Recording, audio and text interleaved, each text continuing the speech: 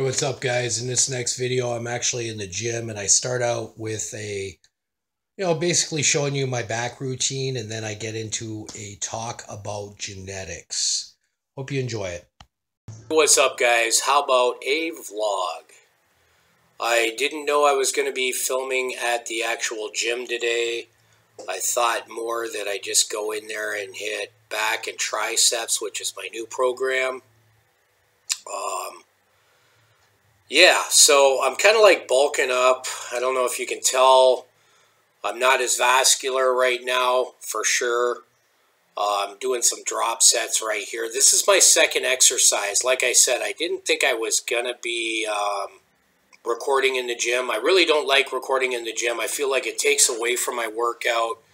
I feel like it irritates other people in the gym, and I don't like to be a gym douche. So when I do it, it has to be pretty empty in there, and it was pretty empty. I was lucky. It was raining out.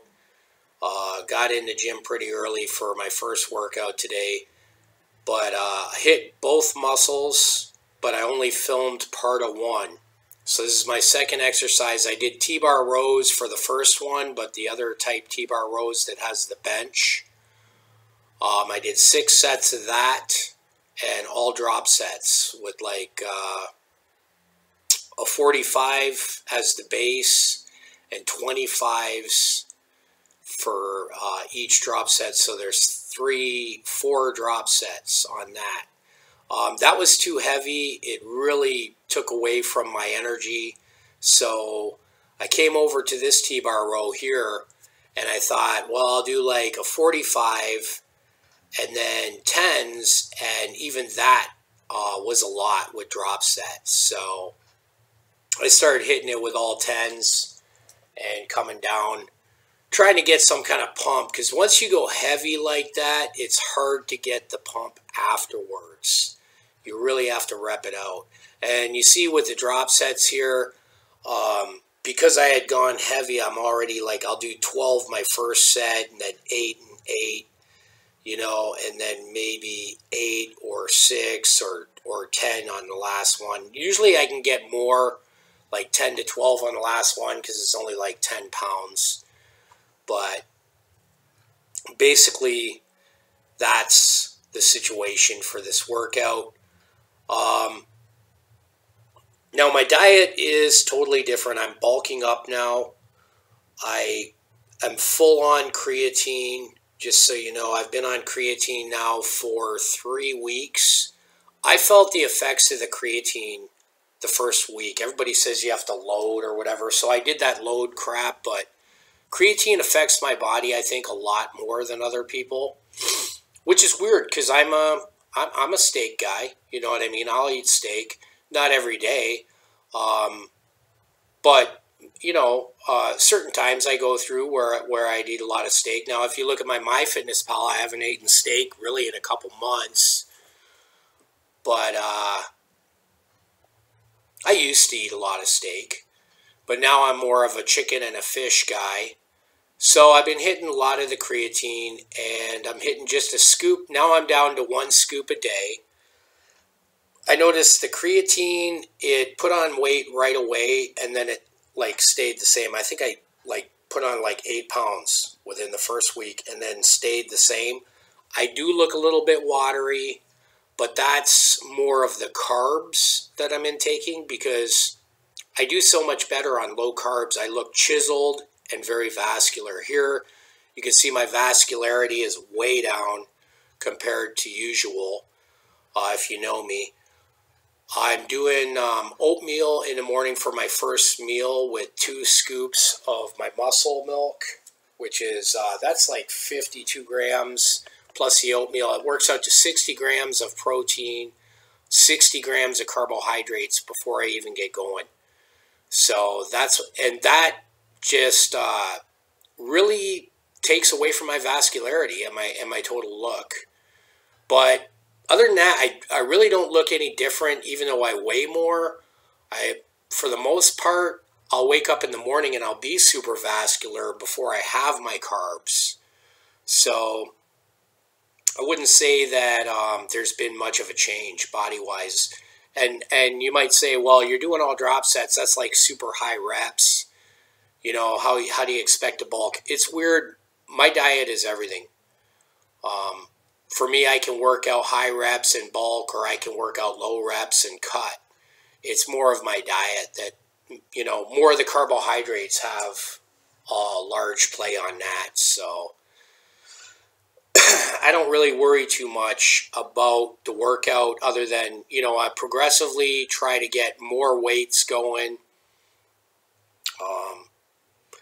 You know, I take a multivitamin right now, doing the creatine, and oh, this is going to make some people choke, because I was always like doing, when I was dieting down on the cut for last year, I was doing like 90 grams of protein, right, with like almost zero carbs, and then one day a week I'd have my refeed. Plus I do intermittent fasting, you know.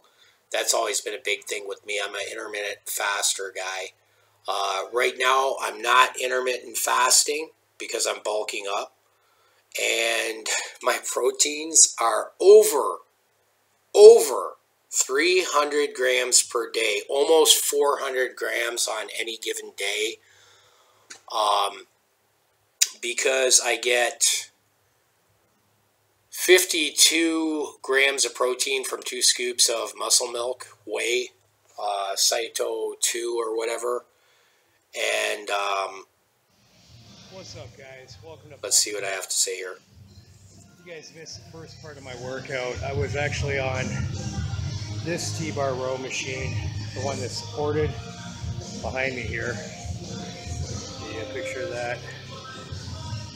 So I did like 6 drop sets on that. That right there blows me away. Oh, crap. I'm like shot already. We're only into our second exercise. But yeah, I'm a big proponent of drop sets. So I didn't think I was going to film today. So I'd already started my normal T-bar rows with drop sets. I did 2 sets before I started filming. I went way too heavy with the 45s, had to drop down. You saw me with the 10s. I'm a big proponent of the drop sets. I like the drop sets. So I know a lot of people are against drop sets. Not me, not at all. All right, so I'll try to film some more of my workout and keep you guys going. At this point, I'm pretty spent, so I'm not going to be doing a lot of heavy weight already.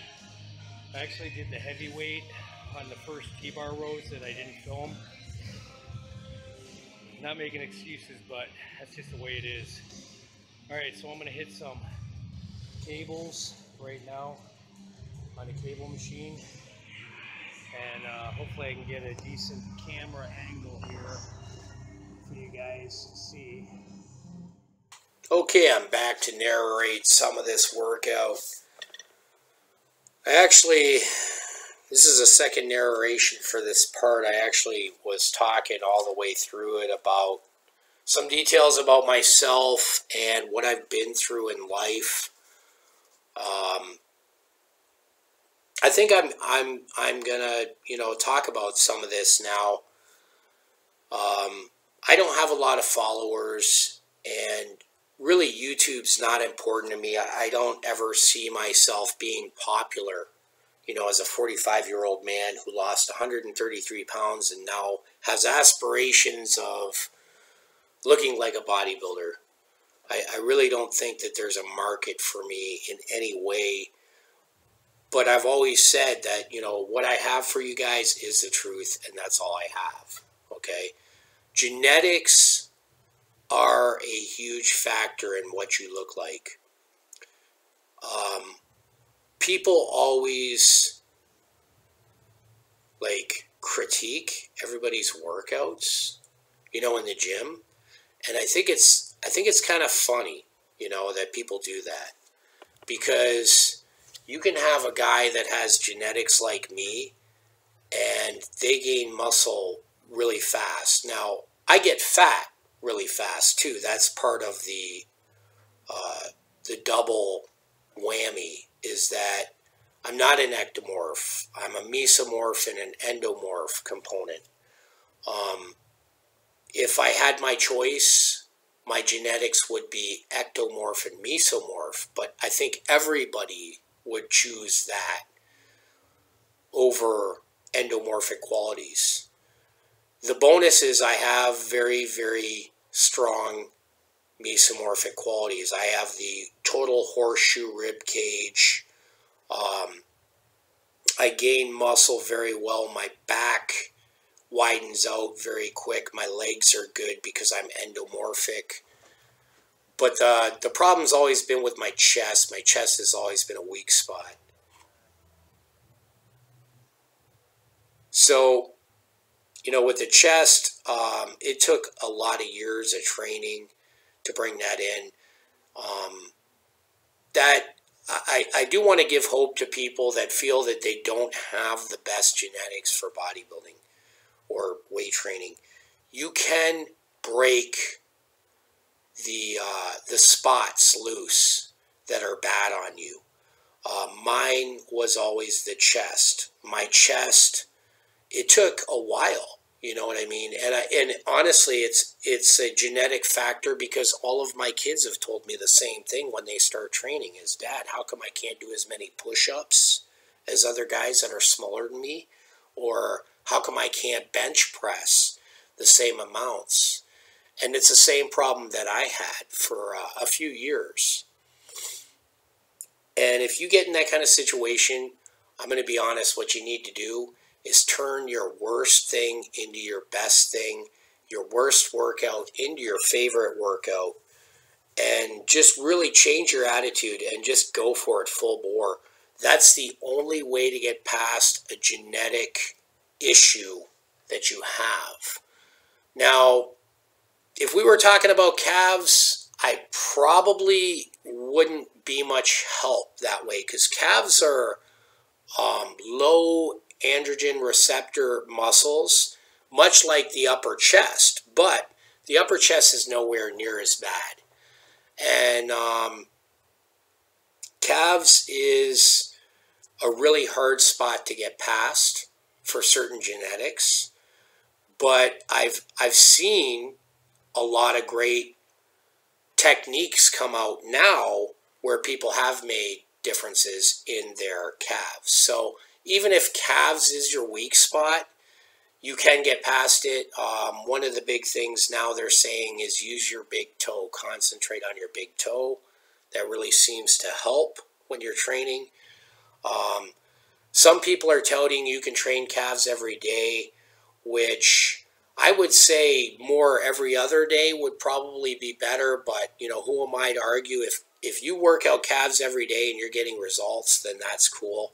Like I said, it has more to do with genetics than just working out. For me, it has a lot to do with diet. Diet controls the way I look. So if that helps at all, yeah, chest has always been my weak spot. It takes a while and a lot of bench pressing and a lot of flies and a lot of dumbbell press and a lot of cables to break that chest loose. And that's what I've been telling my kids, you know, because they're like, Dad, I've got these huge traps, but my chest is small. And I'm like, son, that's because I'm your dad. That's part of genetics, you know.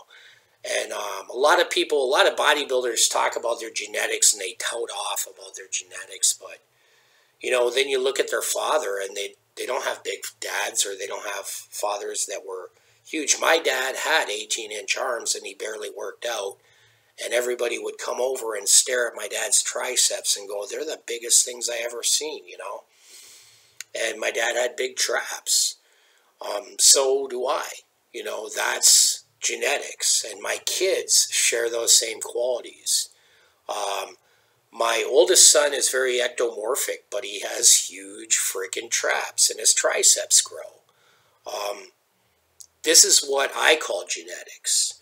What other bodybuilders call genetics, I call bullshit, because there's no foundation in the family tree where they're getting their size, you know, or their characteristics.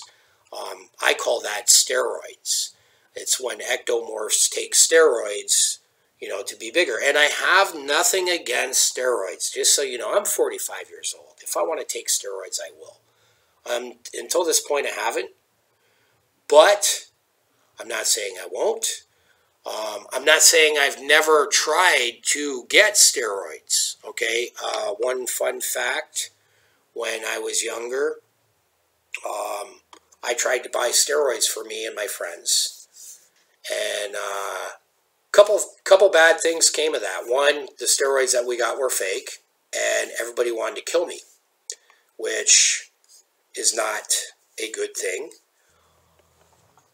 People wanted their money back, and I'm going to go to a giant bodybuilder and say, yeah, these are all fake. So I actually did. That didn't work out too well. And then another time, a good friend of ours got busted and went to prison. So my thing was always stay the fuck away from steroids, and it wasn't about health, it was about what could go wrong. Oh my god, is this the worst cam shot?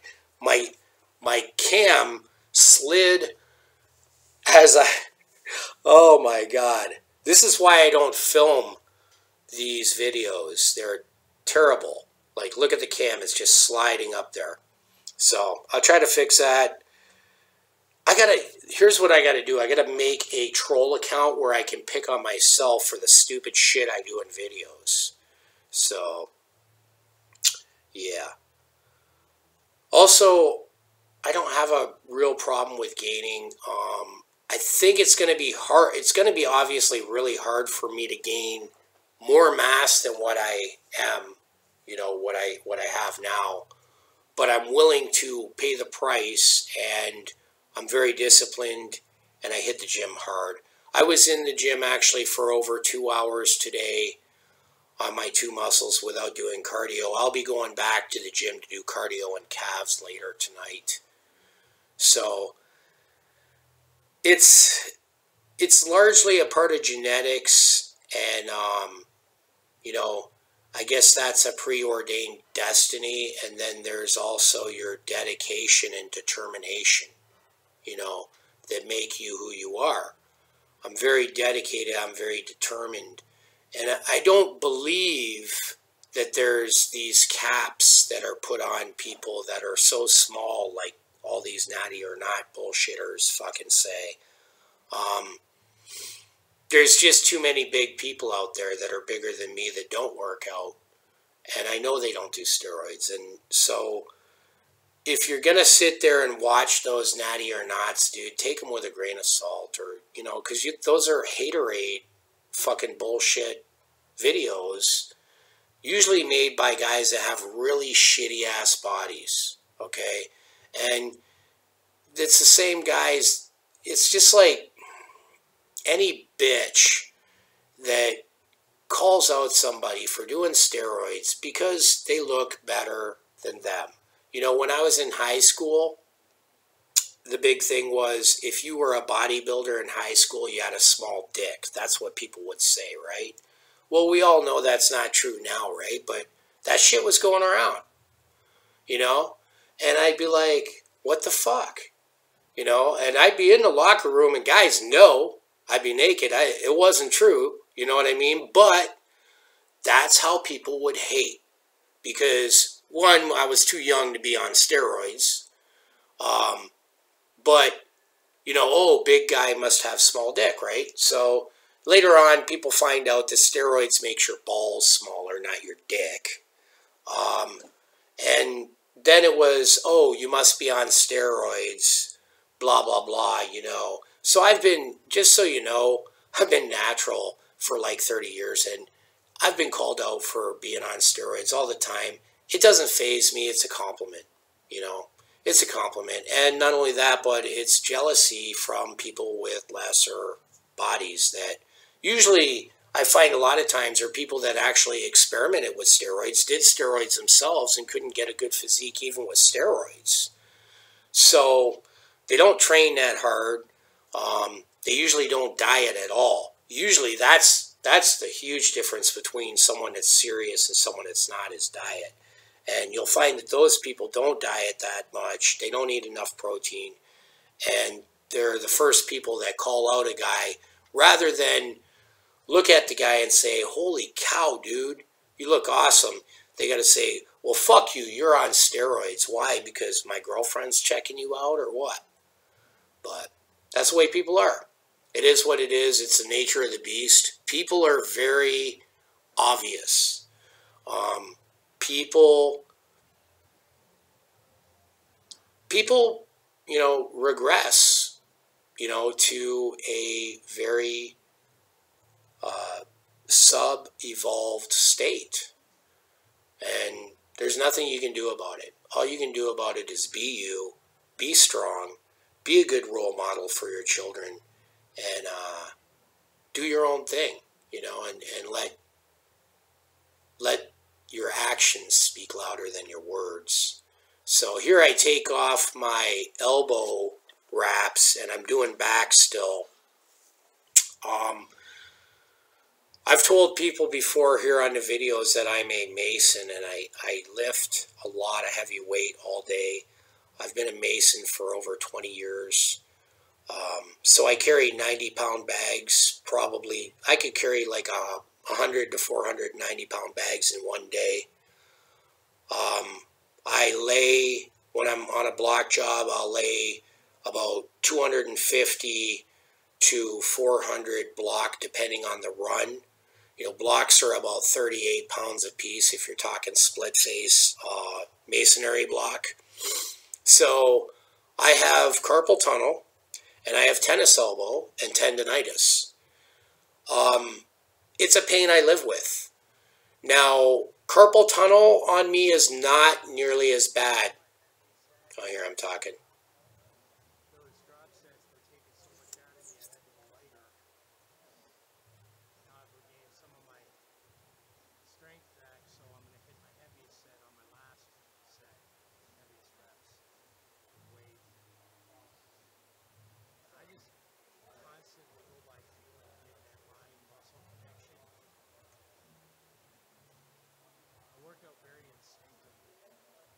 So carpal tunnel on me is not as bad as like a lot of the caulkers that have to pump caulk in the freezing weather all year, or certain people that have jobs that just waste them away with carpal tunnel. The tennis elbow and tendonitis is pretty bad. So you'll see me, I wrap up partially, but I try not to do it for my whole workout. But even when I grab a block or maybe a bucket of debris or what have you at work during the day, that pain just shoots, down my elbow and my forearm. So it is what it is. It's part of getting old. I am 45 years old, and I've loved my life so far. So here's me walking around the gym and just thinking, God damn, I want to get big. God damn, I want to get big. What the hell? Where's my vascular? You guys are still here? The video's over. Get out there and do something.